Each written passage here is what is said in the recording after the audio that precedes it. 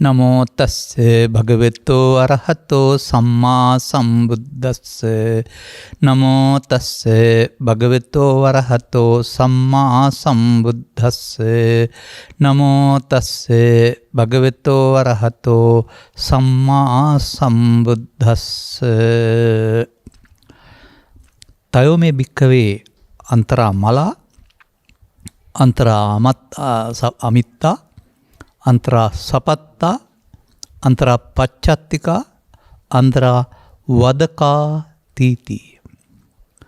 ධර්මානුශාසනාවේ සදහැවර දායකත්වයේ දරන්නා වූ පින්වතුන් ප්‍රමුඛ මෙම ධර්මානුශාසනාව නරඹනු ලබන සවන් දෙන ලබන සදහැවර පින්වතුනි අනුග්‍රහකුන් බවතුන් අපට ඉදිරිපත් කරලා තිබෙනවා. මෙන්න මෙහෙම දෙයක්. වර්තමානයේ උද්ගත වී ඇති අර්බුදකාරී වාතාවරණය හමුවේ ජනතාවගේ සිත් සතන්වල පවතින ප්‍රකෝපකාරී වෛරී සහගත හැඟීම සමනය කිරීමට උචිත ධර්මදේශනාවක් කරන මෙන් ගෞරවනීය දේශකයන් වහන්සේගෙන් ඉල්ලා සිටිමි. එතකොට කාලීන සිදුවීම් වල හරි වැරදි කියන එක විවේචනය කිරීම නොව කාලීන සිදුවීම් වලට ධර්මයේ ප්‍රතිකාර ගින්නට ජලය නෙමීමේ ප්‍රතිකාරයක්. එනවා මේ ගිනිවලට ධර්මයේ නැමැති ජලය ඉන්නේ කොහොමද කියන එක තමයි අපිට කතා කරන්න තිබෙන්නේ. කාලීන නැත්නම් වර්තමානයේ කියන වචනය මම දකින්නේ ස්වාක්‍යකෝලී යුද්ධය ඇති වුණෙත් එදා වර්තමානයේ. චූලෝදර මහෝදර යුද්ධ වැදුණෙත් වර්තමානයේ. ගැමුණු වෙලාර යුද්ධයත් වර්තමානයේ. 71 කැලැරත් වර්තමානයේ. 83 අරගලයත් ජූලි කලබලයත් කළු ජූලියත් වර්තමානයේ. ඒ කියන්නේ හැමදාම මේ ගැටුම් ඇති වෙන්නේ අතීතේ හෝ අනාගතේ නෙමෙයි. වර්තමානයේ. ඒ මොහොත වර්තමානයේ අද ඒවා අතීතේ වුණාට. ඒ වගේ මෑත මේ සිදුවීම් අපි වර්තමානයේ. වර්තමානයේ මිනිසාට මුහුණ දෙන්න සිදුවෙනා වූ අභියෝග හමුවේදී නොසැලී නොගැටී සිසුල්වන්ට සිටින්ට අවශ්‍ය සදහම් අවබෝධය පෘථග්ජන සමාජයට නැහැ. ඔවුන්ට තිබෙන්නේ පෞද්ගලික දුර්වලකම් සංගවාගෙන ගත කරන්නා වූ පිටට පේන හිස් පුහු ආගමික ජීවිතයක්. ඒකටත් ඔවුන් ආගමික කියලා කියනු ලබනවා.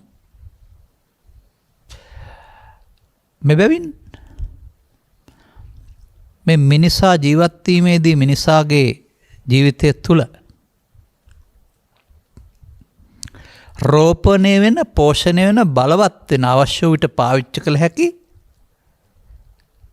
සතුරු 3 දෙනෙක් ඉන්නවා කියලා පෙන්නලා තියෙනවා. තයෝ මේ භික්ඛවේ අමිත්‍රයෝ 3 දෙනෙක් හතුරු 3 දෙනෙක් වදකයෝ 3 දෙනෙක් පසමිත්‍රයෝ 3 දෙනෙක් ඒ වචනෙන් පෙන්වන්නේ අහිතා වැඩ පිණිසම ක්‍රියාත්මක වේ හැටි 3 දෙනෙක් උපතින් පසු කලක් කරනකොට ඔබ සංගවා ගන්න බව බුදුන් වහන්සේ වදාහරනවා. සංගවා ගන්නවා කියන එකේ තේරුම නිරන්තරයෙන් එළියට එන්නේ නැහැ. අවශ්‍ය මොහොතට එළියට ඇවිදින් සංගවී යන්න පුළුවන් ගරිල්ලා හමුදාවක් වගේ. මෙන්න මේ තිදෙනා ඉස්මතු විට උත්සන්න වූ විට ඒක ඒ පුද්ගලයාව අන්ධ කිරීමක්. අපි බලමු කොහොමද තිබෙන්නේ කියලා. මොනවද මේ 3 දෙනා? 3 දෙනා හැඟීම් විශේෂ 3ක්. ලෝභෝ භික්ඛවේ, දෝසෝ භික්ඛවේ, මෝහෝ භික්ඛවේ. මේ හැඟීම් 3 තමයි මේ අපේ ඇතුලේ ඉන්නා වූ අමිත්‍රයා, වදකයා, පසමිත්‍රයා, කරදරකාරයා වෙන්නේ. ඒවා ආවහම ඒ 3ටම පෙන්නනවා අත්තං ජානාති ධම්මන්න පස්සති. එහෙම නැත්නම් ඊට හයින් පෙන්නනවා ජනනය කරන්නේ අනර්ථයක්මයි. අනත්ත් ජනනෝ ලෝභෝ. අනත්ත ජනනෝ දෝසෝ අනත්ත ජනනෝ මෝහෝ.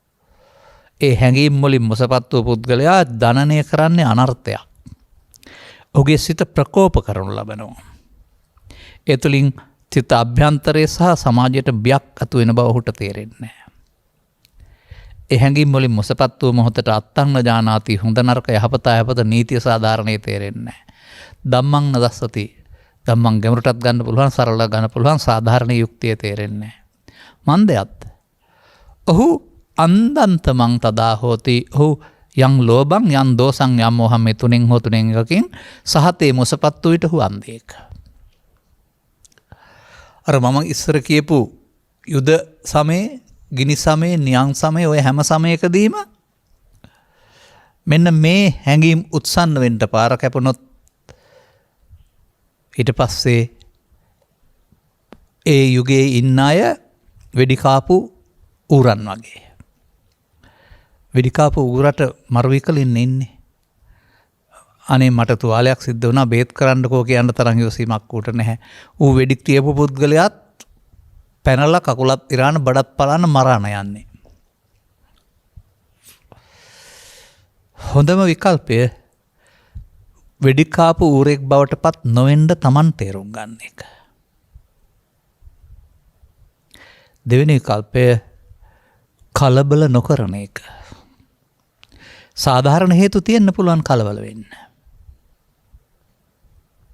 නමුත් ඉක්මන් වුණොත් කොරහෙත් අත දාන්න බැරි නේද?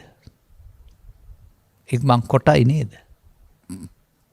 හැම සැරේට වඩා හිංසරේ විස් ලොකුයි නේද? ඒවා ඉගෙනගත්ත දේවල් පාසලින් ඇයි තමන්ගේ ජීවිතයට එකතු කරගන්නේ නැත්තේ? වර්තමාන අරබුදය විදේශීය වත්කම් හිඟවීමෙන් ආනයනික භාණ්ඩවල දුර්ලභ වීම. වෙනදා දවල් රැ නැතුව ඕනෑ වෙලාවක ඕන තැනකින් ගෑස් ගන්න පුළුවන්කම, ඉන්ධන ගන්න පුළුවන්කම, කිරිපිටි ගන්න පුළුවන්කම නැතුව ගිහින්. සුව පහසු ජීවිතයකට ක්‍රමෙන් ඔවුන්ම අපි හුරු කළා. මැටි වලං වෙනුවට ගෑස් වලං දීලා, දරගින්දර වෙනුවට ගෑස් ගෙනත් දීලා, එහෙම අපි හැමෝම මේ සුව පහසුවට කැමති. ඇඟේ දැලිගා ගන්න ඕනේ, වලං වල දැලිගා ගන්න, දැලි නැතුව යන්න පුළුවන් නම්. එසේ ස්වාභාවික ඉන්ධන වලට පුරුදු වෙලා හිටපු අය මේවට හුරු වෙලා සුව පහසුවට ගියා. ලාම්පු තෙල් දැල්ලට පුරුල්ලා හිටපුවා විදුලියට ගියා. කවුද අකමැති? අපිත් එහෙමනේ. පහසුව. නමුත් මේ පහසුව සපයන්නට බැරි තැනකට ආවා අදාළ සම්පත් නැතිකමින්. දැන් මේක ඔවුන්ගේ වරදක් නෙවෙයිනේ, ජනතාවගේ වරදක් නෙවෙයි. ඒක 1958 59 ඉඳලා මේ මූල්‍ය කළමනාකරණය කරපු සමස්තයේ වරද. වැඩි වරද වර්තමානයේට තමයි.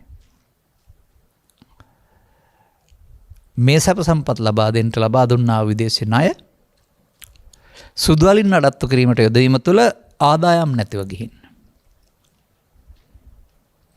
ඉතින් ඒවා වැරදි තමයි. මේ නිසා මේ සමස්ත ජනතාව අර විඳපු සුව පහසුවට බාධා වෙනකොට ඔවුන්ගොල්ල ඇතුලේ තියෙනා වූ අර අනර්ථය ජනිත කරන්නා වූ ධර්මතා තුන ලෝභය, ද්වේෂය, මෝහය ඉස්මතු වෙනවා, දලුලා වැඩෙනවා.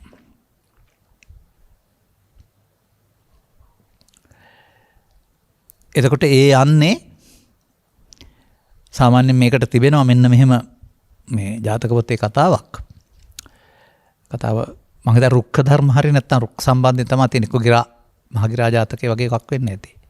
මා කියන දේ තේරුම් ගන්න උත්සාහ කරන්න. ඒක කතාවක් වශයෙන් බලන්න එපා. රුකක වසා ඉන්නවා සත්නායකෙක්. පිරිසත් සමග රුකේ ඉන්නේ. ඔහුට පෙනෙනවා ගහේ අතු දෙකක් එකට ගැටෙනවා. සද්දය ඇහෙනවා, එකට ඇතිල්ලෙනවා, දැනෙනවා. ඔහු දුර දකිනවා. මෙහෙම ඇතිල්ලෙන්න ගියොත් රත් වෙනවා, රත් වුණොත් ගිනි ගන්නවා, ගිනි ගත්තොත් ගහ ගිනි ගන්නවා, ගහ ගිනි ගත්තොත් ඔක්කොම විනාශ වෙනවා. මේ අතු දෙකේ ඝර්ෂණයේ සංකේතවත් කරනු ලබන්නේ දෙපිලක ගැටීමට. කවුරුණත් දෙපිලක් දුරදිග යන්නට නොයා යුතුයි. ඒ දුර්දශී චරිතයට කතා කරලා කියනවා ඔහු අනාගතය දකිනවා. මේක ඉන්න හොඳ තැනක් නෙවෙයි කියලා අතහැර ගියා කියන එකේ තේරුම ඝර්ෂණය අතහැරියයි කියන එක. නමුත් ඒක පිළිගත්තේ නැති අය කොරහේ කිඹුල්ලු දකින්නවද කියලා හිටියයි කියලා කියනවා. පසු කාලීනව ඝර්ෂණය වී රත් වීමෙන් ගිනි ගත්තා. දැන් අර ගියාය බේරුණා අනිත් ඔක්කොම මේ ගින්නට දැවී ගියා. ඔබ හිතනවාද මේ කෑලේක ගහක් ගිනි ගත්ත කතන්දරයක් බුදුහාමුදුරුවෝ කියන්න තරම් බොළඳයි කියලා? මට එහෙම හිතන්න බෑ ඔබට පුළුවන් වුණාට සමාජයේ. මේ ජාතක පොතේ තියෙන්නේ වල් හැලි ගම්මැදි හැලි කියලා හිතන්න මම මොඩ නෑ. මේ පෙන්වන්නේ දහම් පෙළ. දුරදිග බලන්න වෙනවා කල්තිය පණින්ට පෙර සිතා බලනවා. එහෙම ගියොත් මොකද වෙන්නේ? ඒ නිසා මේ අවුලවන එක නිව්ටන්ගේ චාරිත්‍රය පිළිබඳ නියමෙත් ඕක තියෙනවා. සෑම ක්‍රියාවකටම සමාන වූත් ප්‍රතිවිරුද්ධ වූත් ක්‍රියාවක් ඇත. ක්‍රියාවට ප්‍රතික්‍රියාව. අපි කියමු හේතුඵල. එනිසා මේ වස් මාස කීපයක් තිස්සේ මේ ඌනතාවයන් තුළින් පෙළමින් මහමග නිදිවරමින් හිටපු අය සහනෙන් ඉන්නේ නැහැ. අසහනෙන් පීඩාවෙන් ඉන්නේ.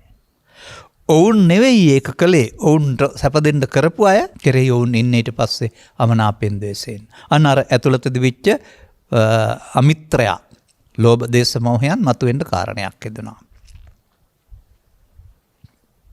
දැන් මේ ලෝභය ධන ලෝභය වෙන්න පුළුවන්, බල ලෝභය වෙන්න පුළුවන්, නිල ලෝභය එක එක විදිහට තියෙන්න පුළුවන්. අන්න මේ රටාව පිළිබඳ මටත් තේරෙනවා සමාජයේ තරුණ පරපුරටත් තේරෙනවා. දිගින් දිගටම මේ යන රටාව එන්න එන්න දුෂ්චරිත වෙනවා, හොරකම් මරකම් වැඩි වෙනවා, පිරිහෙනවා, ඇරුණාම ගොඩ එන්න බෑ. ඒ නිසා විකල්ප යෝජනාවක් තමයි මේ ක්‍රමයෙන් මිදෙන්න ඕනේ කියන එක. නමුත් ඔවුන්ගේ සඳහා ගත් ක්‍රියාමාර්ගය එක ඔවුන් නමක් තියෙන ආදරය අරගෙන නැත්තම් සාමකාමී කියලා. ඔවුන්ට ඒක සාමකාමී තමයි. නමුත් ඔවුන් වදයක් වෙන්නේ නැද්ද බලය රැකලා ඉන්න හින්දා හදන පාලකයින්ට? ඔවුන්ට තමන්ගේ හොරකම් වසා ගන්නට, පරම්පරාවේ තව තියෙන නඩු ටික අයින් කරගන්න, තව තියෙන වැරදි කරපුවා වහගන්න බලය අවශ්‍යයි. දැන් බාධාවක් වශයෙන් සලකනවා.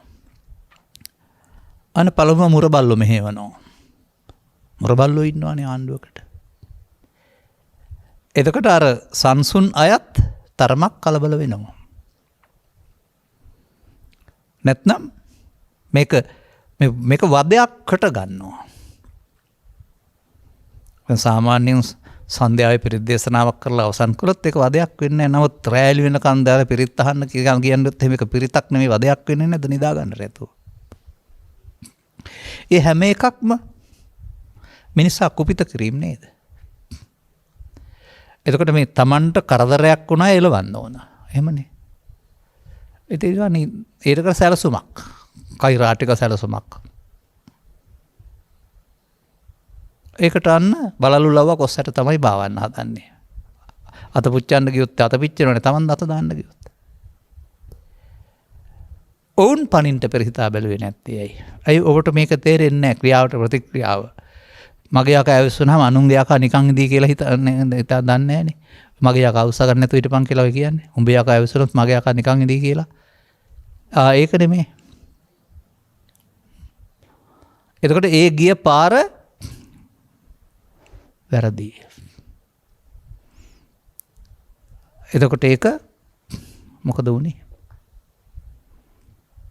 අර ඉන් එහාට ක්‍රියාත්මක වෙනකොට පගාවට, මත්පැන් වලට, පොළු වලට, එහෙම නැත්නම් ඒ උසිගැන්වීම් වලට වහල් වුණ අය දැන් ඉන්නේ ලෝභෝ, දේශෝ, මෝහෝ කියන මේ තුنين. යුක්තිය සාධාරණේ මොකක්වත් උන්ට පෙනෙන්නේ නැහැ. අර සාමකාමීව හිටියා ඉන්න අයටත් ඒ වගේ හැමදාම කොට කන්න බෑ. එරත් ඔවුන්ගෙන් අතින් එහා පැත්තට ඕක යනවා ඊට පස්සේ. කලදුට කල වලහි ගන්නා ඉන්නෝ. අවස්ථාවක් එනතුරු. ඔය සාමකාමී එක එතනින් එහා පැත්තට වාහන පෙරලන එක හරි ගිනි තියෙන එක හරි සාධාරණයි. දැන් ගින්න. ගිනි ඇවිලෙන්න පටන් ගන්නවා. දැන් ගින්න පැතිරෙනවා ඊට පස්සේ. අර වෙඩිකාපු ඌරන්ට තමයි මේ ප්‍රශ්නේ හම්බ වෙන්නේ. ඔය ASCII මැරයෝ හොරු ඔක්කොමත් ඉන්නවා. ඒ නිසා එතනින් එහා පැත්තට අරගලේ නෙමෙයි මේක.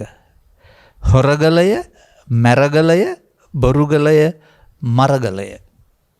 ඒක අර දරුවන්ගේ නෙමෙයි. මට ඒකත් කියා ගන්න ඕන. දැන් පේරුණානේ උන දේ. එතකොට මා දකින්නේ මේ ද්වේෂයෙන්, ලෝභයෙන්, මෝහෙන් කටයුතු කවුරුත් සාධාරණ නැහැ. අපේ පැත්තේ හිමයි. ඒ නිසා ඉස්සරලා ඉගෙන ගන්න ඕනේ මේ වගේ සිද්ධියකදී මිනිසා කුපිත කිරීම වතුර රත් කිරීම වගේ වැඩක්. වතුර රත් කරන්න ගින්දර දානවා. රත් වුණාම මොකද වෙන්නේ? රත් වෙච්ච වතුර තුරලාකින් ගින්දරම තමයි නිවෙන්නේ. ගින්දර ඔක දන්නේ නැහැ. අවිඥානික බැවින්. පරිණ්ඩ පෙර සිතා බැලුවේ නෑ නේද? දැන් අත පිච්චුනේ නෑ නෙමෙයි අතත් පිච්චුණා අන්තිමට වල ලෝකස්වර බලන්න ගිහින්. එතනින් එහා පැත්තට තව කාරණා තියෙනවා ඉතින්. මිනිසුන් රැලි වෙන කල්ගේ පෝලිං වල ඉන්නකොට ගෙවල් වල ගෑන් 50ට ගෑස් ටැංකි තියෙනවා දැක්කම මිනිසුන්ට පොර කිලෝ 5-10ක් හොයාගන්න නැතුව පොර ගොඩවල් කොහේ හරි ගොඩ ගහලා තියෙනවා දැක්කම මිනිසුන්ට හාල් කිලෝ 5ක් හොයාගන්න නැතුවම හාල් කිලෝ 100 ගණන් ගොඩ ගහලා තියෙනවා දැක්කම ඒක වරදක් නෙමෙයි. මුදල් තියන අය ගණන් යනවා දන්න නිසා කල්තිය අය ක්‍රැස් කරගන්න ඇති. නමුත් ඔවුන් දකින්නේ ඒක නෙමෙයි අපිට නැති දේවල් ඔවුන්ට තියෙනවා කියලා. මේ හැම එකක්ම ඔවුන් කුපිත වෙන කාරණයක්.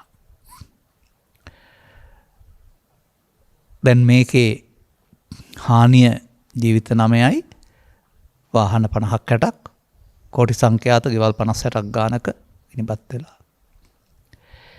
දැන් තේරුම් ගන්න. දැක්කද? ක්‍රියාවේ ප්‍රතික්‍රියාව ගින්නක් අරන් ගින්නට ආයේ මේ සල්ලි මේ රත්තරන් මේ හොඳ ඒවා මේ නරක ඒවා කියලා ගින්නට ඔක්කොම දැවෙනවා. ගිනි තබා ගත්තා. ගිනි අවුලුවා ගත්තා. ලෝභ ගිනි, දේශ ගිනි, මෝහ ගිනි මේ දැනුනේ. අර බාහිර ගින්න නෙමෙයි මම කියන්නේ. ඒ ගින්න ඇති කලේ ඒක. මේ පෘථග්ජන සමාජයේ ප්‍රශ්න විසඳන්න යන හැටි. එබැවින් කියවනක් තියෙනවා සෑම කළු අලාලාව අකවක රිදී රේඛාවක් ඇත කියලා. එක හීනෙන් මෙලි වෙන්නේ නැහැ කියලා තියෙනවා. ඒ වගේ මේ අපහසුතාවය සදාකාලෙම පවතින්නේ නැහැ. ප්‍රතිකර්ම යොදන්න ඕන බාරගත්ත අය කවුරු හරි. එතෙක් අපට අඩියක් පස්සට ගන්න පුළුවන්කමක් තියෙන යොසීමක් තියෙනවා නම් නැත්තම් අනුන් පිට වරද පටවමින් කෑකෝ ගහන්නම තමයි පුළුවන්. දැන් ඒ නිසා බුදුන් වහන්සේ වදාරන්නේ මෙන්න මේ කාරණා තුන. මිනිසා දුකට පත් කරනවායි කියලා. මිනිසා නෙවෙයි මිනිසා සතු ලෝභය, මිනිසා සතු ද්වේෂය, මිනිසා සතු මෝහය. ක්ලේශ ධර්මයන්, පාප ධර්මයන්. අපි ළඟ ඕක නෑ කියන්න එපා. පෘථග්ජන ඔක්කොම ලෝභ දේශ මොහ තුන කටුවක්. ඒ වර්තමාන මොහොතේ මේවා උත්සන්න වුණොත් ඒ වගේ දේවල් සිදු වෙනවා. ඒ නිසා ඇවිල්ලට ගින්නට පිදුරු දාන්න බොහොම ලේසි. ඇවිල්න ගින්නක් දුර දෙකනවා නිවා ගන්නයි මහන්සි වෙන්න ඕන. තවත් ඔකට තියෙනවා භෝග කියන සූත්‍රයක් පෙන්ලා. ඒකත් තේරුම් ගන්න ඕන සමාජයේ. පංචමේ බික්කවේ ආනිසංසා භෝගීසු. මේ වතු පිටි ඉඩකඩම් ගෙවල් දරවල් යාන වාහන මේවා භවභෝග සම්පත් වල යහපත් විපාක 5ක් තියෙනවලු. භෝගනිස්සාය අත්තනෝ සුඛං අත්තනෝ සුඛේති පීනේති සම්මා සුඛං පරිහරති. මේ භවභෝග සම්පත් මට තියෙනවා කියලා මට සතුටු වෙන්න පුළුවන්. තිබෙනවා නම් ඊට පස්සේ ඒවා තමන් වෙනුවෙන්, දරුවන් වෙනුවෙන්, බිරිඳ වෙනුවෙන්, ඥාතීන් වෙනුවෙන්, ගමරට වෙනුවෙන් ඒ විදිහට යොදන්න පුළුවන් ශාසනය වෙනුවෙන්. ඒක ආනිසංස යහපත් විපාක. නමුත් බුදුරජාණන් වහන්සේ ආනිසංස විතරක් දේශනා කරලා ඒකපාක්ෂික ධමයක් දේශනා කරපු උතුමෙක් නෙවෙයි. පංචමේ භික්කවේ ආදීනව අභෝගේසු. තමන්ට ප්‍රමාණවත් වන සුරක්ෂිතතාවයන් පිළිබඳ සැක ඇති අවස්ථාවලදී ඒවා වෙනත් විදිහට සුරක්ෂිත කරන්න ඕන. මුදල් මගින් හෝ වෙනත් රක්ෂිත ක්‍රම මගින්. නමුත් බුදුන් වහන්සේ වදාරනවා ඒ භවභෝග සම්පත් වලට උරුමකාරයෝ තව 5 දෙනෙක් ඉන්නවා. ඔවුන්ට උරුමන දවසටත් අඬන්න දොරන්න නැතුව ඉන්න බුදුදහම පිළිබඳ අවබෝධයක් තියෙන්න ඕන. නැත්නම් අඬන්න දොරන්න වෙනවමයි. කවුද උරුමකාරයෝ? අග්ගි සාධාරණ භෝගා ගින්නට උරුමයි. ගෙවල් පිච්චුණා, වාහන පිච්චුණානේ. උදක සාධාරණ භෝගා වතුරට වැටුණානේ වාහන. චෝර සාධාරණ භෝගා වගින තියන්න ඉස්සෙල්ලා හුරුංගක් ಜಾති ගන්න ඇති. අග්ගි සාධාරණ, උදක සාධාරණ, චෝර සාධාරණ. තව ඉතින් ඔය 55 නොවල නැත්තම් රාජබලයේ පතුරලා රාජසන්තක කරගන්න පුළුවන්. මම මේකට කියපු කතාවක් තියෙනවා. සාමාන්‍යයෙන් කණ්ඩ හිතුනහම කබරගොයා තලගොයා කරගන්නවා කියලා කියමනක් තියෙන්නේ. මේක තියෙන්නේ ජාතක පොතේ. නුවර කැවිදින් නතර වෙනවා අඹ සැමියෝලක්. රජතුමා දකින්නවා බිරිඳ රූමත් අයිති කරගන්න ඕන. හොයලා බලපුවම සස්වාමිකයි. ලොකුම බාධාව ස්වාමියෙක් ඉන්න එක. නැත්තම් රජුරවන්ට ප්‍රශ්නයක් නැහැ. අන්න නීතිය නැත්තම් ඒ රජ්ජුරුව කියන නීතිය ආයුතු පැත්තට ඡන්දෙන් දේශයෙන් බොහෙමින් අගට යන හැටි. ඔහු ඔත්තු කරුවෙකුට කියලා පවුන් මේ පිටවලා යන වාහනේට රජ්ජුරුවන්ගේ මරකත මැණික කියලා කතා කරන එකක් ඒක දානවා. දාලා ප්‍රසිද්ධියක් කරන රජ්ජුරුවන්ගේ මරකත මැණික නැති වෙලා හොයන්න අල්ලලා දෙන්න. දැන් සතර දොර වාසල් කොට පරීක්ෂා කරද්දී අහුවෙන්නේ මොහු දන්නේ මොහුගේ රතේ තිබී. දැන් රජ්ජුරුව කෙලින්ම ඔහු මරා දාන්න තීරණය කළා. දැන් මේ හොරකම් කරලාද මැරෙන්න උනේ. බිරිඳ ලස්සන නිසා රජ්ජුරුවන්ට බිරිඳ අයිති කරගන්න ඔහු මරණයටපත් කරන්න කූටුව ප්‍රක්‍රමයක් යදුවා. මේක තමයි මේ රාජසාධාරණා කියන එකෙන් තේරම තියෙන්නේ. ඔවයිතම මාධ්‍ය වේදීන් පහර ගැනීමේදී, පැහැර ගැනීමේදී, ආයතන වසා දැමීමේදී ඕන තැනක ඔවා ක්‍රියාත්මක වෙනවා. දසරාය ධර්ම නෙමෙයි ඊට පස්සේ ඡන්දෙන් දේශෙන් බයෙන් අගතියට යාමනේ. අගති වලින්. ඒකයි රාජසාධාරණා පාලකයින්ට මේ සාමාන්‍යයෙන් ඔකට කියන්නේ පොලිස් නීති පොතේ නම් ඔකට වගන්ති දෙකකුත් තියෙනවා කියලා මම අහලා තිනවා කියන්නේ හරියටම ගොරක ඕන්නම් දඩමස් කරන්න පුළුවන් දඩමස් ඕන්නම් ගොරක කරලා පෙන්වන්න පුළුවන්. විරුද්ධවාදියෙක් නම් ගොරක වෙනුවට දඩමස් තියන්නේ කියලා නඩු දාන්න පුළුවන්. හිතවතෙක් නම් ඔයක තිබුණේ දඩමස් නෙමෙයි ගොරක කියලා බේරන්න පුළුවන්. ඔකයි ගොරක දඩමස් කිරීම දඩමස් ගොරක කිරීම කියන එකේ තේරුම. ඔය බලේ හැටි. ඉතින් ඔය ඕනෑවට වඩා බලයට කිට්ටුයි ආවඩන්ට යන හැමෝටමත් හොඳ පාඩමක්. ඈතින් ඉන්න ඉගෙන ගන්න. ලැබෙන ප්‍රතිලාභ ටික ටික වුණාට විනාශය ඊට පස්සේ බොහොම විශාලයි. අනිත් එක උන් අපි විශ්වාසිත බට උන් විශ්වාස නැහැ උන් වෙනස් වෙනවා. අපි කියන දේ සිදු වෙන්නේ නැහැ. අපේ වැඩක් බලා ගන්න එකයි අපිට කරන්න තියෙන්නේ. සමස්ත ජනතාව වශයෙන්. දැන් මෙන්න මේ විදිහට තව එකක් තියෙනවා. ගින්නට, ජලයට, හොරුන්ට, පාලකයන්ට, හොරුන්ට සහ අප්පේහි සම්පයෝගෝ. ඔය උරුම කරගත්ත සේරම තමන් විරුද්ධවාදීන් වෙන්න පුළුවන් නැත්නම් ඒ වලටත් අයිති වෙනවා. ඉතින් මේක නෙමෙයිද මේ උනේ? දැන් රක්ෂණය කරලා තිබුණා නම් වන්දි හම්බ වෙයි. නැත්නම් දරා ගන්න වෙනවා. ඔය ඉතින් තවත් මම දකිනවා සාමාන්‍ය මිනිස්සු අසරණ ලෙස සිටියදී දුකසේ වුන් අතිවිශාල මන්දිර සදාගෙන අතිසුඛභෝගී ජීවිත ගත කළ බව ඒවත් තුලින්. එතකොට සේවයේ ජනතාවට තමන්ද කියන එක ඒවත් තුලින් මිනිස්සුන්ටත් පේනවා ඇති. මේ චෝර මනස මිනිස්සුන්ගේ හිතේ පාලකින් විතරක් නෙමෙයි මම කියන්නේ සේවකයින්ගේ හිතේ තියෙන තුරු සිස්ටම් චේන්ජ් කියන එක බරුවක් වැඩක් වෙන්නේ නැහැ. එහෙනම් මම කියන්නම්. මද්ද්‍රව්‍ය කාර්යාංශයේ ඉන්න අය මද්ද්‍රව්‍ය හොරෙන් උස්සන්න නැති වෙන්න වෙනවා. නඩු බහන්න බාරව ඉන්න පුද්ගලයා ඒකේ තියෙන මද්ද්‍රව්‍ය ටික හොරෙන් විකුණන්න නැති කෙනෙක් වෙන්න වෙනවා. පොලිසිය රැකගෙන ඉන්න පුද්ගලයා වැරදට දඬුවම් දෙන්න ඇරුණාම සාක්කුවට ගාණක් හොයාගන්න නැති කෙනෙක් වෙන්න වෙනවා. උත්සවයක් සංවිධාන පුද්ගලයා 50කට කෑම දීලා 100කට රජයෙන් අය කරන එක. ඔය සංග්‍රහවලදී පිඟාන් ගානට ඒ හොරකම් නෙමෙයිද? එහෙම නැත්නම් කිලෝමීටර ගානක් ගිහින් ඒකට ගමන් වියදම් කියලා වැඩි පින් අය කරන එක. ඒ හොරා පාලකයා ළඟ නෙමෙයි සේවකයා ළඟත් ඉන්නවා කියලා ඔබට පේනවද? ඒ හොරා ආණ්ඩු මාරුවෙන් නිස්සබ්දෙන්ලා ආයෙ පටන් ගන්නවා. ඒ නිසා මේ තක්කඩිකමෙන් හොරකමෙන් පිරිච්ච සමාජයක් තුළ මේ ඔබ බලාපොරොත්තු වෙන සිහින ලෝකේ තවත් සුන්දර ලෝකේ තවත් සිහිනයක් පමණයි. අපි දකින්න හැටි ඔය. තව විස්තර ගොඩක් තියෙනවා ඉතින්. අන්න එහෙමනම් අපි හැමෝම රටට ජාතියට ආගමට තමන්ගේ ජීවිතයට මව්පියන්ට දරුවන්ට ආදරය ඇති වෙන වශයෙන් මේ හොරය බොරුව තක්කඩිකම කියන මේ සියල්ලෙන් විනිර්මුක්ත මිදෙන්න ඕන.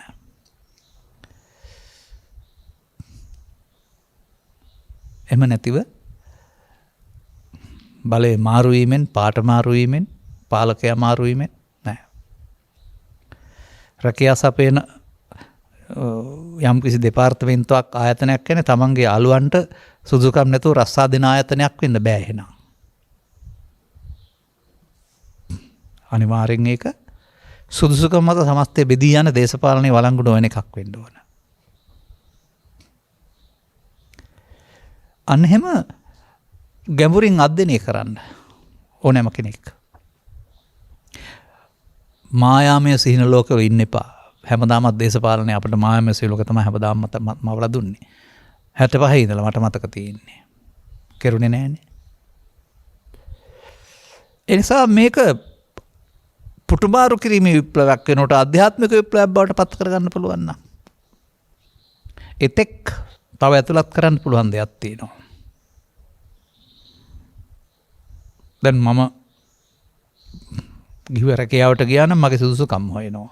ගුරුවරයෙක්, විධායක නිලධාරියෙක්, ප්‍රාදේශීය ලේකම්වරයෙක් තරංග විභාග අභියෝගතා පරීක්ෂණයකින් සුදුසුකම් අරන් තමයි බලලා තමයි අදාළ තැනට ගන්නෙ. මොකද අය කාර්ය බහුලත්වය තුළ සුදුසු තීරණය ගන්න තරම් ක්ෂණික මොලයක් තියනවාද බලලා. නරකද මේ අපිව පාලනය කරන මධ්‍යස්ථානයට යන අයට සම්මුඛ පරීක්ෂණයක් තියලා අභියෝගතා පරීක්ෂණයක් තියලා එකෙන් සමත් වෙන අය පමණක් ගන්න ගත්තොත්. නමුත් මේ සංස්කෘතිය තුළ එහෙම නෙමෙයි ක්‍රියාත්මක වුණේ දිගින් දිගටම. ප්‍රභූත්වයේ තිබූ ධනය තිබුණු අයගෙන් 50 ගණන් වල 60 ගණන් වල ආරම්භ වුණ දේශපාලනය හරි හම්බ කරන තැනට ගිහින් නැද්ද? මට මතකයි කතාවක් තියෙනවා. එක තාත්තෙක් දරුවෝ 4-5 දෙනෙක් හදලා ඔවුන් උගතුන් බුද්ධිමතුන් බවට පත් කරලා වෛද්‍යවරයෙක්, ඉංජිනේරුවෙක් ආදී වශයෙන් මේ තැන් වලට පත් කරනවා. එක්කෙනෙක් හිටියලු ඉගෙන ගන්න බැරුව. උඹ ගැලපෙන්නේ දේශපාලනයට කිව්වයි කියලා කියනවානේ. මේක රටේ දේශපාලනයේ තේමාව නොමිය යුතුයි. ඒක ප්‍රතිපත්තියක් වශයෙන් තීරණ ගන්නට ඉහළ බුද්ධියක් තියෙන ඔවුන්ට ඒ පාලනය බාර දෙන්න ඕන. හොරුන්ට හරි තක්කඩින්ට හරි මෝඩයින්ට හරි බාර දීපු එකේ විපාක නේද ඔබ විඳින්නේ. අර මට මතකයි ඔය සෙඩ් ළඟ ඉන්න අය තමයි අපි මේව කරේ අපිටයි ගහන්න වටින්නේ කියලා කියා ගන්නවා දැන්. අපිම දීලා අපිටයි ගහන්න වටින්නේ කියලා. හරි. කොහොම හරි මේක විසඳෙන්නට ඕනේ. සාමාන්‍යයෙන් දෙකනපත් වෙච්ච විලක්වක් ලේසියට අතට ගන්නෙ නැහැ. නමුත් කවුරු හරි කැපවීම නෙවනවා නම් ඒක කරන්න ඕන දෙයක්. ඒකට සිහිනමම ඉන්න බෑ. දරුවන්ට බඩගිනි, දරුවන්ට පොත්පත් නැහැ, දරුවා අඬනවා. ඔය 3 වේල කෑමක් නැහැ. ඔරොත්තු දෙන්නේ නැහැ. ඊට එහාට ඔක පුපුරා යන්නේ ඔයිටත් ලොකුවට. ඔය පුපුරාගේ එක තැනක්. එසා මොන හෝ ක්‍රියාමාර්ගයක් ගන්න ඕන. නමුත් මිනිසා හැම කෙනෙක්ම තේරුම් ගන්න. ඔයකෙදි විතරක් නෙමෙයි. මේ වර්තමාන ක්‍රියාමාර්ගය කියලා ගත්ත නිසා වචන ටික මම කිව්වේ. සොකේ ජීවිතේ, සොකේ පෞල් ජීවිතේ, සොකේ ගමේ ජීවිතේ, සහෝදර සමග ගත කරන ජීවිතේ ඕනෑම තැනකදී ඔය ලෝභයයි ඔය දේශයයි ඔය මෝහයයි කියන එක උත්සන්න වෙන හැඟීමක් තියාගෙන බොරුවට මල් වට්ටියක් අරන් බුදු පිළිමයක් ගාවට ගිහින් හරි එහෙම නැත්නම් අනිත් ආගම වලට ඇති සංකේතයක් ගාවට ගිහින් හරි පිට සාටෝප වූ ආගමික ජීවිතයට මේකෙන් මේකට උත්තර නැහැ. මන්දයත් බුදුන් වහන්සේ නිවුන මිනිස්සු කියලා කියන්නේ සිවුරු පරවා ගත්ත අයට නෙමෙයි. ඉස කියන්නේ තියාට නෙමෙයි. ලෝභක්කය, දේශක්කය, මෝහක්කය. මේවා උත්සන්න වෙනවා වගේ බුදු සමේශය කරගන්න මාර්ගයක් තියෙනවා. ඉතින් ඔබත් ඔය 6 7 පන්ති ඉන්නකොට ඉවසීමෙන් සැනසීම ලැබෙයි කියලා රචනාවක් ලියන්න ඇති. හැබැයි රචනාව ලියවට ඔබ දන්නේ නැහැ ඉවසන්න. එනිසා මුණත් එක්කලා තරහ වෙලා නාහේ කපා ගන්නව නේද මේ කරන්නේ? කාගෙන් ගෙව්වත් ඔයාට වන්දි ආපහු ඔබට ගෙවන්න වෙනවනේ.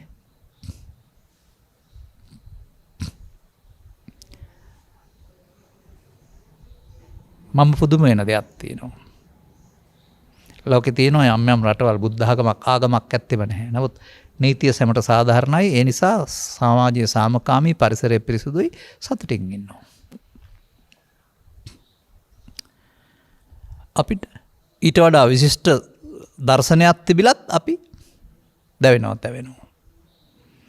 ඒ බුදුන්ගේ හෝ දර්ශනයේ වරද මේක හරවත්තලස ගත්තේ නැති එකේ වරද. උඩින් පල්ලෙන් අත ගන්න ආමිස පූජාවට සීමා වුණා වූ ඇදහිල්ලට සීමා වුණා වූ කාඩ්බෝඩ් බෞද්ධකම. අන්නේ ගැමරෙන් හදාරන්න. එවිට අවශ්‍ය තැනට උපදෙස් දෙන්න. කතා බහ කරන්න. නිර්භයව කතා කරන්න පුළුවන්. මිනිසා කුපිත කිරීම ගෙදරත් වැරදි, දේශපාලනෙත් වැරදි, කුඹුරු වැඩ වැරදි, බැව් ජලය බෙදා දීමෙත් වැරදි. ඕනෑම තැනක කුපිත කිරීම කියලා කියන්නේ මිනිසා තුළ සැඟවින්නා වූ මායя මතුවෙන එක. අතීතයේත් වර්තමානයේත් අනාගතයේත් කවදාවත් මෙයා මතුවෙලා යහපතක් කරන්නේ නැහැ. අන්න සවන් දෙන අය. යුක්ති සහගත සාධාරණ ව්‍යාපාරයට සාධාරණ සහයෝගය දුන්නට කාර්යයක් නැහැ. නමුත් නොදැන කරන්නේ ප්‍රතික්‍රියා දක්වන්නට අවශ්‍ය ක්‍රියාවක් යෙදීම නම් ක්‍රියාවට ප්‍රතික්‍රියාව ක්‍රියාත්මක වෙනවා.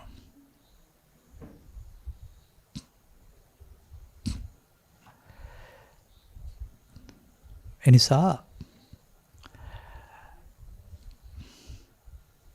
මා මේ සම්බන්ධයෙන් කතා කළේ බොහොම කල් සිටය. ගමේ ඉන්නකොට පොල් පිටිත් තියෙනවා, පොල් එලිත් තියෙනවා, දරත් තියෙනවා, අඹත් තියෙනවා, පොළසුත් තියෙනවා. මේකක්වත් නගරයට නැහැ. යලමහා කියලා දෙපැත්තකින් වැසිය දැහැලි හරිත භූමියක් අපට ලැබී තිබෙනවා. ඉතියෝපියාව වගේ රටකට මේ මොකුත් නැහැ. කවුරු හරි කණ්ඩ දෙන සාගතේ වේලිලා වැහියවු නැහැ. ඒත් ඒ මිනිස්සු ජීවත් වෙනවා. ඒ නිසා මෙතන අඩියක් පස්සට අරගෙන අවංක වෙන්න කටයුතු කරොත් කල්පනා කළොත් නරකද? සේරම. අඩියක් පස්සට ගන්න වෙනවා. මේ සියලු සැප සම්පත් දෙන්න විදිහක් නැහැ. ඊට පස්සේ උදුරා ගැනීම හොරකම හොඳයි කියලා කියනවාද? ඒක ගත්ත කෙනාට හොඳට අනිත් හැමෝටම දුකක් වෙන්නේ. තවදුරටත් එතකොට සුදු පිරුවටේ මඩ ගෑවෙන එක. බෞද්ධකම නැමැති සුදු පිරුවටේ මඩ තමයි ගෑවෙන්නේ. ඒ නිසා බුදුසමයේ තියෙනවා සල්ලහුක බුද්ධිය කියලා සැහැල්ලු ගතිපෙතෝ. අප්පකිච්ච වැඩ අඩු කරගන්න එක. අන්නේ විදිහට ගති ලක්ෂණ ගොඩක් පෙන්වලා තියෙනවා. තැනට ගැලපෙන ආකාරයට යම් යම් සීමා පනවා ගන්න ඕන. ඒ නිසා අර වගේ සාගතෙන් මේ යන තැනකටපත් වෙයි කියලා එදත් හිතන්නේ නැහැ, මම අදත් හිතන්නේ නැහැ. මන්දයත් අර ස්වභාවිකව ලබා දෙන්නා වූ අස්වැන්න රටේ තිබෙනවා. ඔය කියන ජලය, විදුලිය, දුරකථන, මේ ගෑස්, ඉන්ධන තිබිලා නෙමෙයි අත්තල මුත්තල කාලා බීලා ජීවත් වුනේ. උන්ට ලුණුයි කරෝලයි ගෙන්න වුණා. අනිත් ඔක්කොම ගමේ තිබුණා නේද?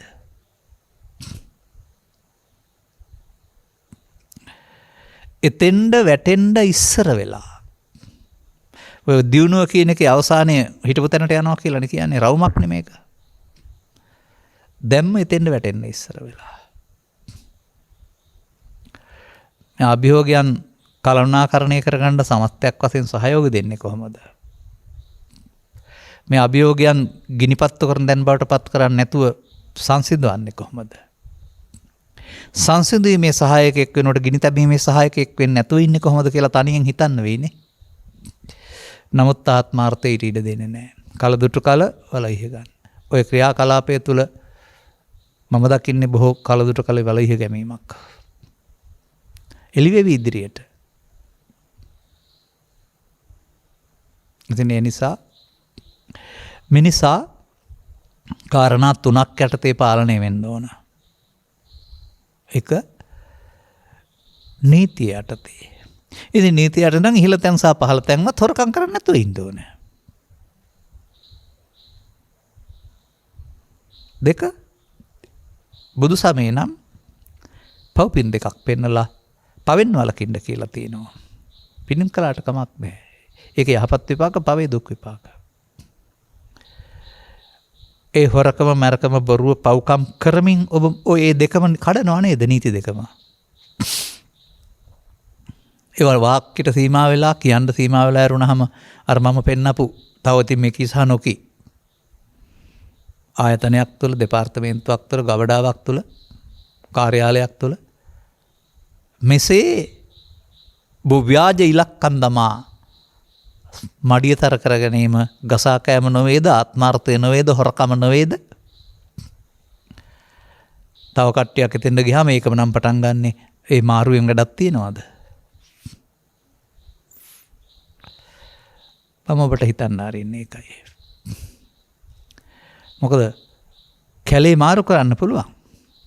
හැබැයි කොටියාගේ පොල්ලි මාරු වෙන්නේ නැහැ. කොටියා කොටියමයි. අන්න වගේ පෘථග්ජනයින්ට පාලනය මාරු කරන්න පුළුවන්, තැන් මාරු කරන්න පුළුවන්. නමුත් ලෝභ දේශ මොහ වල නිසා හට ගන්නා වූ ලෝභ දේශ මොහ අවුල එහෙමමයි. ඒවා ගැන තේරුම් ගන්නේ නැතුව ඔබ කිසියම් හුවමාරුවක් කළොත් ආපහු ආයෙත් ඔබ මිරිඟුවක් පස්සේ යන්නේ සහ තවත් වතාවක් රැවටී මැරුණාම පස්සේ තේරෙයි වැරදුනා නේද කියලා. ඒ නිසා බුදුරු හෙළි කරවදාලා වූ දසසක්විතිවත් දසරාජ ධර්ම ආදී ප්‍රතිපත්ති මුල් කොටගත්ත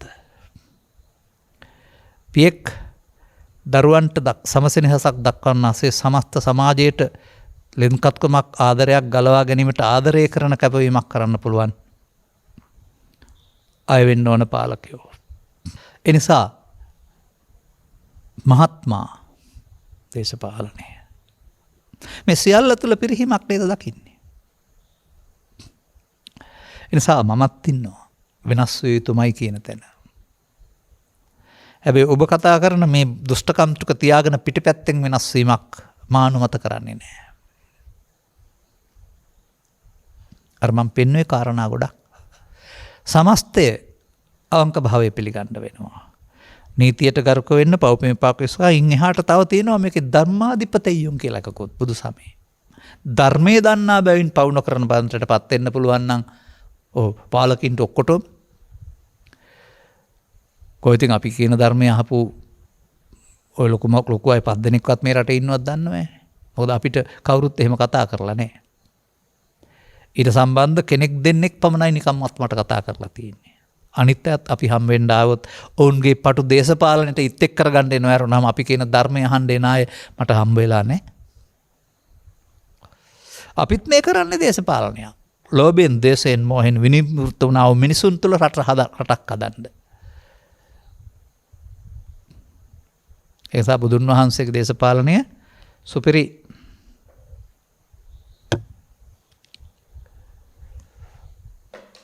එනිසා යා යුතු මගක් අතක් අනුගමනය කළ යුතු ක්‍රියාමාර්ගයක්. මේ අල්ලසෙන් දූෂණයෙන් හොරකමෙන් මැරකමෙන් කපටිකමෙන් තොර ගසා කෑමෙන් තොරව ඉහළ තැන් නෙමෙයි පහළ තැන් සිර සියල්ල පිළිගන්න වෙනවා ප්‍රතිපත්තියක් වශයෙන්. තැන සුදුස්සාටම ලැබෙන එක ඇරුණාම ඒක දේශපාලන සංග්‍රහයක්, ඒක ඥාති සංග්‍රහයක්, මේවා 65 ඉඳලා අද දක්වා මම දැකලා තියෙනවා. අදාළ තැන්වලට නුසුදුසුසන්පත් කර ගැනීම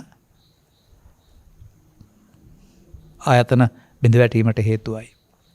ප්‍රතිවත්වයේ තීරණ ගන්න තේරෙන්නේ නැහැ. එහෙම නැත්නම් තවත් විදිහක් තමයි ඒ තැන් වලින් හොරා කන්න පුළුවන් තමන්ගේ යපත් කරගත්තාම. බොරිලක් අන්දාලා. මිනිසා මේ අවුල් වේගයේ මේ රට තනියම නෙමෙයි ඔන්න ඔහමයි. මේ මොහොතේ මේකට ඉතින් ඕන නම් දොස් පැවරිය හැකි.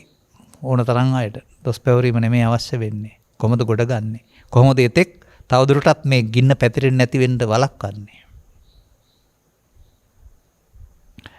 මුලින්මත් කරන්න තිබුණා කියන දේ ඇහුවා නම් නැත්නම් වෙනස් වුණා නම්.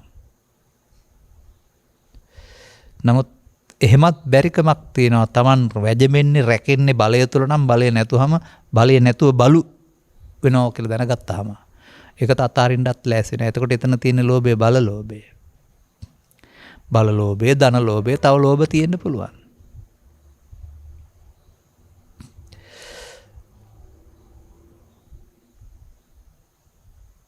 ක්‍රියාපදිංචි දේශපාලන පක්ෂ සංඛ්‍යාව කීයද බැලුවොත් 80ක් හරි 100ක් හරි තියෙන්න පුළුවන්. ඒ සියල්ල බෙදීම් ඇති කරලා නෙමෙයිද මේ තියෙන්නේ. මේක ඒකපාක්ෂික කරන්න පුළුවන් නම් ඒකපාක්ෂික එක පක්ෂයක් බවට පත් කරලා ඒ අය තෝරනවා සුදුසු අය. තීරණ ගන්න රටක් වෙනුවෙන් ඉදිරියට දරුවන් වෙනුවෙන් ජාතික ප්‍රතිපත්ති වෙනස් කරන්න බැරි. එතකොට එතෙන්ට වෙන විසිම ආකාරයක අර සුදුසුකම් සම්මුඛ පරීක්ෂණයෙන් ලබාගත් සුදුසුකම් මත ඇරුණාම වෙනත් යන්න ක්‍රමයක් තියෙන්න බෑ. අන්න එහෙම සැලසුම් කරන අය, සාකච්ඡා කරන අය එමදු විප්ලවයකට සැලසුම් සකස් කරන්න. නමුත් දීර්ඝ කාලීන වෙනුවට කෙටි කාලීන සැලසුම් අවශ්‍යයි කරන්න පුළුවන් කෙනෙකුට අනිවාර්යයෙන් කරන්න පුළුවන් කෙනෙකුට. ඔබට මේ අවස්ථාවේදී මේ සියල්ල කොහම වුණත් වැදගත් වෙන්නේ ජීවත් වීම. එහෙනම් මරණයටපත් නොවි ජීවත් වෙන්න ආහාර ජලය ටික සපයා ගන්න අවමය දක්වා පස් වහින්න වෙයි. අනික් සුව පහසුකම් ප්‍රභු ටිකක් අපහසු වෙයි. දරා ගන්න ඉගෙන ගන්න. ඒක තමයි විකල්පය. හැමදාම තියෙන්නේ නැහැ. මෙහෙම නෙවෙයි සපයන්ට බැරුව වසර 12ක් පායපු වෙමෙන්ටිසා සායක්. ඒත් මිනිස්සු ජීවත් වුණා කියලා තියෙනවානේ. එනිසා අපිට හැකියාවක් ඇති අය අන් අය බඩගින්න තියන්නට උදව් උපකාර කිරීම, ලාභ කීර්ති ප්‍රශංසා බදු සහන බලාපොරොත්තු වෙන්නේ නෙවෙයි. හැකියාවක් ඇති අය හැකියාවක් තියාගෙන රවට්ටන්න නැතුව අවංකවම අහිංසක අවශ්‍ය උදව් උපකාර. මොකද ඔය පසුගිය කාලවල බෙදා දුන්නා වූ 5000ම අරන් තිබුණේ නැති අයට තමයි දුන්නේ. නමුත් නැති අයට කොහොමද බැංකුවල ලක්ෂ ගණන් තියෙන්නේ? නැති අයට කොහොමද ලක්ෂ තට්ටු දෙකේ තුනේ ගෙවල් තියෙන්නේ? නැති අයට කොහොමද වාහන තියෙන්නේ? වාහනෙන් වල ඇවිදින් අරන් ගියේ කොහොමද? අන්න එතකොට කාගෙත් කිල්ලෝට වල හුණු තියනවා. හෙවත් කවුරුත් හොර බොරු සහිත අය කියන එක එළි වෙනවා. ඒ සමස්ත ක්‍රියාවලිය ප්‍රතිඵලය මේ තියෙන්නේ.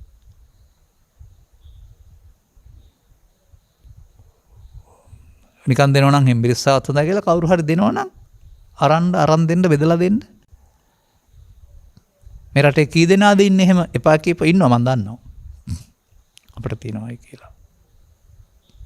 අන්න එහෙම කොන්ද කෙලින් තියෙනවා නම් එහෙනම් තියෙන දේ නැති අයට බෙදිලයි. අර මේ ආදායම් පරතරය 10ක් විතර තමයි විශාල ප්‍රමාණයක් මේ භුක්ති විඳින්නේ. අනිත් අය මේ ආදායම් පරතරයේ ඉතා ඈත් වෙලා දුගී පිරිස් වැඩි වෙලා. ඒක සමනය කරන්න ඕනේ. දුක කාලීන ක්‍රියාමාර්ග අරගෙන හැමෝටම ජීවත් වෙන්න අවශ්‍ය ප්‍රත්‍යපහසුව ලබා ගන්න පුළුවන් සම ආදායම් තත්ත්වයකට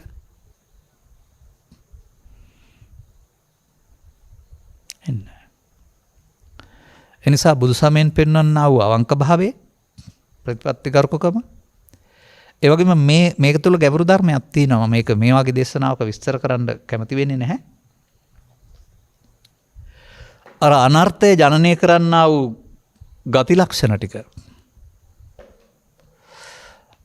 අමිත්‍රයා, හතුරා, වදකයා, පසමිතුරා කියලා කතා කරන්නා වූ ගති ලක්ෂණ ටික බුදුන් වහන්සේ වදාරන්නේ ඔබගේ තුලින් මැරෙන්න ඕනේ. ඔබ නෙමෙයි මැරෙන්න ඕන. ලෝභ යෝච ලෝභං පහන්ත්වාන ලෝභ නෙය්යේ නලුබ්බති. යෝච දෝසං පහන්ත්වාන දෝස නෙය්යේ නදුස්සති. යෝච මෝහං පහන්ත්වාන මෝහ නෙය්යේ මොමුමුයති. ලෝභ විය යුතු තැන ලෝභ නොවෙන්ටත්, ද්වේෂ විය තැන දෝෂ නොවෙන්ටත්, මෝහ විය යුතු මෝහ නොවෙන්ටත් පුළුවන්. යම් බුදුහාමුදුරන්ගේ පාර. ඒ කියන්නේ ආත්මාර්ථකාමී වෙන්න බෑ එතකොට. අපට බහුතරයක් එතෙන්න ගේන්න පුළුවන්ද? අවබෝධයෙන් එන්න පුළුවන් නම් හොඳයි, බැරි නම් නීතියෙන් හරි කරන්න ඕන. ඉතින් ඕවායත් ඔය පවතින දේවල් මිනිසුන් බලන් ඉන්නවා. ඔය තියෙන හිදැස් අඩුපාඩුකම්. අධිකරණයක් විනිශ්චය සභාවක් හොයලා බලලා දඬුවමක් දෙනවා. 4-5 දෙනෙක් 3 දෙනෙක් 6 දෙනෙක් එකතු වෙලා. නමුත් නිදොස් කර නිදහස් කිරීම ඒකට ඉහළින් මොකක්ද තිබුණේ?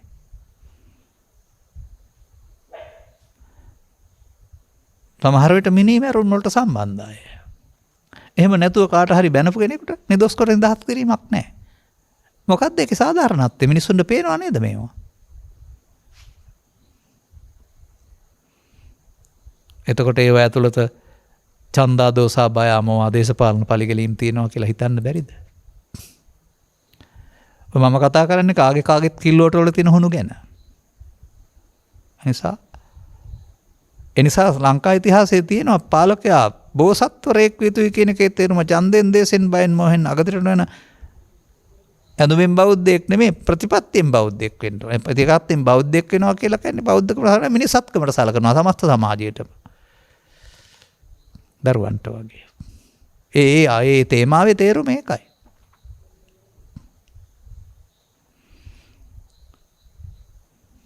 එහෙම නැතුව දේශපාලන තට කපටකම් වලට හැම පන්සලටම හැම කෝලිමටම හැම පල්ලියටම හැම ආයතනයටම ගිහින් ආශිර්වාද ලබා ගන්නවා කියලා එහෙමත් පුළුවන්ද කෙනෙකුට? කෙනෙකුට තියෙන්න ඕන තමන් පිළිගත් එක ආගමයි. ඒක හංගන්න ලැජ්ජ වෙන්න ඕන නෑ. අර දේශපාලන සට කපටකම්. අපි දකිනවා උන්ට ආගමක් නැති බව එතකොට. නත්ති මේ සරණං අඤ්ඤං බුද්ධෝ මේ සරණං වරං නත්ති මේ සරණං අඤ්ඤං ධම්මෝ මේ සරණං වරං නත්ති මේ සරණං අඤ්ඤං සංඝෝ මේ සරණං වරං ඒතේන සච්චවජ්ජේන හොතු වේජය මංගලං. එහෙම කියලා තවත් කොහේ හරි ඉල්ලන්න යන්න අදින්න පිටේ අදින්න පුළුවන්ද? මිනිස්සුන්ට පේන්නේ නැතුණට අපිට පේනවා. උන් ළඟ ඇති ආගමක් නැහැ කියලා. කාගේ වුණත්. මීට වඩා ශ්‍රේෂ්ඨ පුරුෂයෝ අපට ඕනේ. ඔවුන්ගේ මතුවීම රටක් දියුණු කරන්න අවශ්‍ය කාරණයක්. නිසා ඔබ තැන දෙන්න ඕන සත්පුරුෂ භාවයට මිසක් ධනයට කුලයට ලේට බය ආත්මාර්ථයට වාසියට නෙමෙයි කියන එකවත් තේරුම් ගන්න. මේ කරුණු තේරුම් ගන්න ඕන ඔබ. එනිසා තේමාව ඉවසීමෙන් සැනසීම ලැබේ. තේමාව හැම සැරේට වඩා හිංසරේ හොඳයි. තේමාව ඉක්මන් වුණොත් කරහෙත් අත දාන බැවි. කලබල වෙන එක නෙමෙයි. ඒක ඔබ තුළ තැඟවී තිබෙනා වූ ලෝභය, දේශය, මොහය ඔබේ පාලකයා බවට පත්වීම. ඔය හැමතැනම ඕකෝය. ඉතින් බුදුන් වහන්සේගේ තේමාවේ තියෙන ලෝභක්කය, දේශක්කය, මොහක්කය මෙන්න මේ ටික නැති ජීවිතයකට එන්න. නිකම් බෑ.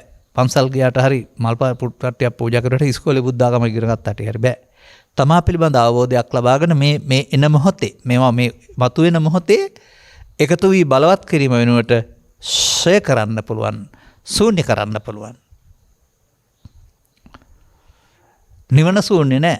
නිවන ලෝභයෙන්, දේශයෙන්, මොහෙන් ශූන්‍යයි. අපි හිතන්නේ නිවන ශූන්‍යයි කියලා බොහෝ දෙනෙක්.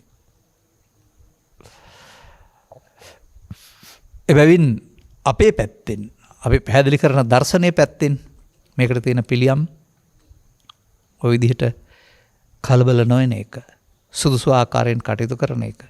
යමක් සිදු වුණොත් ප්‍රමාදයක් තුල දරා ගන්න පුළුවන් අග්යුදක චෝර අපේ සම්පයෝග භෝගත් මේවටත් සාධාරණයි කියලා බුදුහාමුදුරුවෝ වදාරලා තියෙනවා.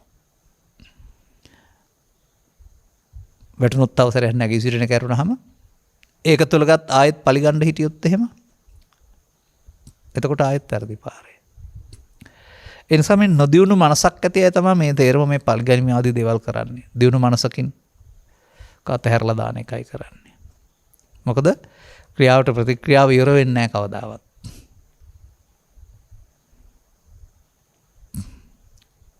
හැබැයි මේවත් මේ සිදුවීමුත් මේ මොනවා හරි පිටිපස්සෙන් ගිහිල්ලා ලැබෙන්නා වූ සහනයට වඩා සදහම් නැමැති දේ ඉස්මතු වෙන්න උදව් උපකාර වෙයි. සංකීර්ණ ජීවිතයට වඩා බහුභාණ්ඩික ජීවිතයට වඩා ජීවිතයට අවශ්‍ය සරල ජීවිතයකට යන්න. එතකොට නැති වුණත් ටිකයිනේ. මහා පරිමාණයෙන් නෙමෙයි. සරල සුන්දර මිනිසුන් බවට පත් වෙන්නට නිකම් බෑ. මානී කියන පදේ නීහත අනති කියන පැත්තට අති කියන පැත්ත ඉඳලා හරියන්නේ නැහැ. අනති සහ නීහත දක්වා යන්න වෙනවා. ඔය හැම දෙයක් තුළම අනිත් අයට වඩා පෙන්වන්න හදන එකක් නම් ඒක මානී. මෙලොවට ආවා අපි මෙලොවින් යනවා මොකුත් මේවා ගෙනියන්නේ නැහැ. පරිහරණය සඳහා සැමට සාධාරණයි. දෙවෙනි පියවරේදී යනකොට පව් හෝ පින් උනොත් අනාගත ගමනක්. ඒ දෙකට තමන්ටයි අදි වෙන්නේ. ඒක බුදුදහම නෙමෙයි. ලබාගත් ජීවිතේ ලෝභක් දේශ මොහ ෂය කරොත් එහෙම පරලෝක ගමනක් නැතුව නිවෙන්න පුළුවන් වෙනවා.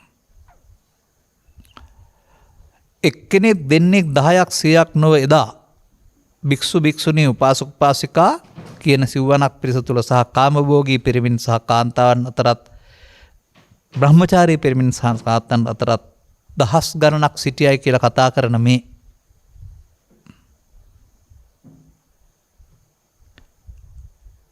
බියතුන් බුද්ධිමතුන් නිවුන මිනිසුන් සුවඳ උනේ අය අද.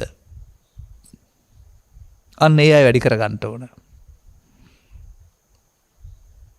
ආමිස පූජාව පිටිපස ලුහු බඳින්න නැතුව ඒක උස්සන්න කරන කර තියාගෙන යන්න නැතුව ඒක පුංචි මට්ටමකින් තියලා ප්‍රතිපත්ති පූජාවට මිනිසුන් යොමු කරලා ඔවුන් ලෝභ දේශ මොහ ෂය කිරීමයි ප්‍රතිපත්ති පූජාවෙන් බුදුන් පෙදීම. කලබල විය යුතු තැන කලබල වීම ඕන කෙනෙකුට පුළුවන්. නමුත් කලබල විය යුතු තැන කලබල නොවෙන්න ගැඹුරු අවබෝධයක් තියෙන්න වෙනවා.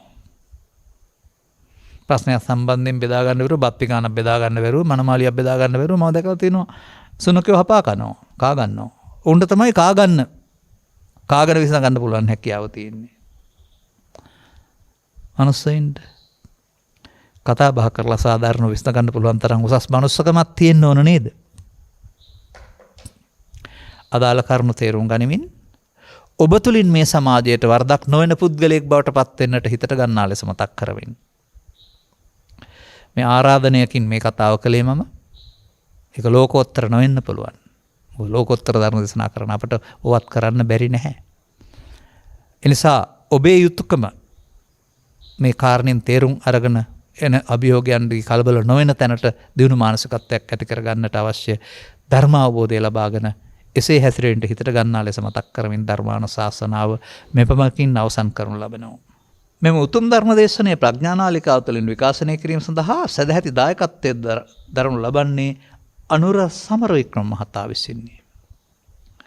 අරමුණු අතර බතරමුල්ල ධම්මෝදය මාවතේ අංක 5 පටුමග්ගහි පදිංචිව සිට මීට වසර 16කට පෙර පරලොවසපත් PGD ඊබට් සමරවික්‍රම මහතා නැත්නම් පියාණන් විය හැකි මහතාටත් මීට වසර 18කට පෙර පරලොවසපත් වන්ට දෙනා වූ APY නන්දසේන මහතාටත් උපහාරයක් දැක්වීමේ අරමුණින් පවුලට කළ මෙහෙවරට ඒ වගේම පින් පැමිණවීම ප්‍රධාන අරමුණු කරගෙන සහ දායකත්ව දරූ සියලු දෙනා හැරගිය සියලු ඥාතිහිත මිත්‍රාදීන් ගෞරවයෙන් සිහිපත් කොට පින් පැමිණීම පිණිස මෙම උතුම් ධර්ම දාණය සිදු කරනු ලබන අතර මේ උතුම් ධර්ම දාණයෙන් ජනිත වන්නා වූ පුණ්‍ය කුසල් සෑම සියලු දෙනාටම අනුමෝදන් වේවා. වහවහ ධර්ම මාර්ගය පූර්ණ කර ගැනීම පිණිස හේතු වේවායි ප්‍රාර්ථනා කරනවා. සුජීවත සිටින මෑණියන් සහෝදර සහෝදරයන් ඇතුළු සියලු ඥාතීන්ට සහ ධර්ම දේශනාව ශ්‍රවණය කරන සියලු පින්වත්තුන්ට මේ පුණ්‍ය කුසල් අනුමෝදන් වීමෙන් නිදුක් නිරෝගී සුවපත් භාවය සහ චිරජීවනයේ ලැබේවා. ගෞරවනීය දේශකයන් වහන්සේටත් නිදුක් නිරෝගී සුවපත් භාවය සහ චිරජීවනයේ ලැබේවා. අනුර සමරවික්‍රම මහත්මයා විසින් සිදු කළ මේ පුණ්‍ය කර්මය ලෝවාසී සියලු දෙනාටද නිදුක් නිරෝගී සුවපත් භාවය ලැබී චිරජීවනයේ සැනසීමටත් ධර්මාභෝධය පිණිසත් උතුම් වූ නිවන් සුව පාදා ගැනීම පිණිසත් හේතු වාසනා වේවා. සියලු සත්වයෝ නිදුක් වේවා නිරෝගී වා සුවපත් වේවා කියන ප්‍රාර්ථනා කරලා තිබෙනවා. දෙවෙනි වතාවටත් මේක කියවන්න අවශ්‍ය නැහැ. ඔබ ඉල්ලීම පරිදි මේ ධර්ම දේශනාව කළා. පින් කැමති අයත්න් අනුමෝදන් වේවා. මව්පියන්ට උපහාරයක් වේවා. ඔබ ඒ වගේම සවන් දුන් හැම දෙනා ඔබගේ පවුලේ සියලු දෙනාටමත් මේ වර්තමානයේ බලපෑම හානිදායක පැත්තට පමුණවා ගන්න නැතුව ඉන් ගලවා ගන්න කෙනෙක් බවට පත් වෙන්නට අවශ්‍ය ක්‍රියාමාර්ගයන්ට අවශ්‍ය තැන්පත්කමක් ලබාගෙන මේ අභියෝගයෙන් සමස්තයක් වශයෙන් රටක් ජාතියක් වශයෙන් ගොඩ එන්නට ස්ථිර අධිෂ්ඨානයක් ලැබේවායි අපි ප්‍රාර්ථනා කරනවා. සබ්බීතියෝ වජ්ජන්තු සබ්බ රෝගෝ විනස්සතු මාතේ බවත් අන්තරායෝ සුඛී දීඝායුකෝ බව හැම දිනාටම තෙරුවන් සරණයි. රාගක්ඛයෝ නිබ්බානං